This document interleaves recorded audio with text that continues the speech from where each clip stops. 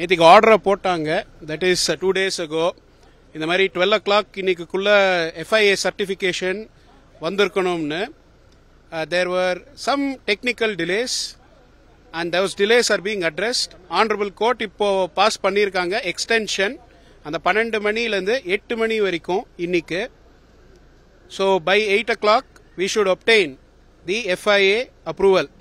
இப்போ இன்னைக்கு சார் என்ன ஆர்கியூ பண்ணாங்க சார்? PR ராமன் சார் வந்து என்ன ஆர்கியூமெண்ட் ஜட்ஜ் முன்னாடி வச்சாங்க? நீதிபதிகள் என்ன கேள்வி கேட்டாங்க? This was basically what was இதுதான் சொன்னாங்க and this was what was argued. Lot of effort has gone in. நிறைய efforts எடுத்திருக்காங்க இந்த இதுக்கு. So it will go through upon FIA approval being given and we are expected to get that according to the court order also. அது வரத்துக்கு time கொடுத்திருக்காங்க. அதுவும் வந்துரும்.